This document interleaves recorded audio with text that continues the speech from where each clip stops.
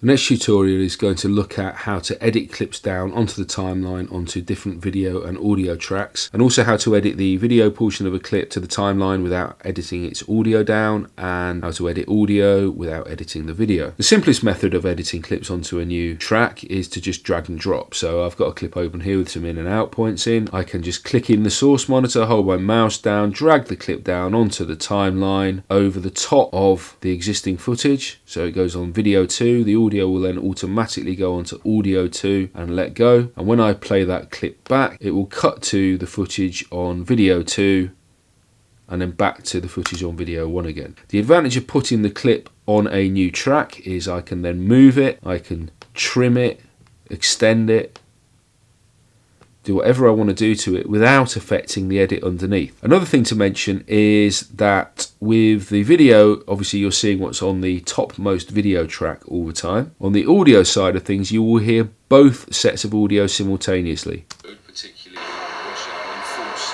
better visibility for those vehicles. The disadvantage of dragging and dropping is it's relatively slow, and we looked at a number of methods of editing the clips down onto the timeline without dragging and dropping, and effectively using the playhead to dictate where the clip goes on their timeline itself. With this method, by default, the video and the audio of the clip will go onto the video 1 and the audio 1 track. So if I just do an overwrite edit here for a second, you'll see that it's replaced and overwritten the video content on the video 1 and the audio 1 track. So the things that allow you to switch which tracks the video and audio go onto are known as the video and audio patch controls.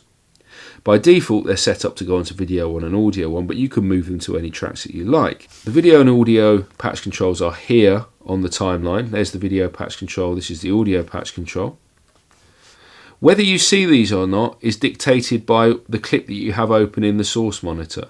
So if you open up a clip that is audio only, you'll notice that the video patch control has disappeared because there is no video to patch for this clip. Or if I open up some graphics and black video here, you'll see that there is no audio patch control because in this case there is no audio to patch. So it's always a good idea to open up in the source monitor the clip you want to edit before you look at moving the patch controls in the timeline, because then you will be seeing the relevant video and audio patch controls. Now, to move the patch controls, you quite simply just drag them from track to track. So if I drag my audio patch control down to audio 2 there and my video to video 2, when I now do my overwrite edit, the new clip will go down at the playhead position onto the video 2 track and the audio 2 track. Incidentally, notice I'm doing an overwrite edit here. If I do an insert edit, because the insert edit will split any clips at the insertion point and shift everything on every track up to the right, I will get a gap underneath the clip I've just edited down. So usually when you're editing clips onto new tracks, it tends to be overwrite edits that you use most commonly. If I want to repeat that edit, but this time edit just the video of the clip with no audio, all I need to do is disable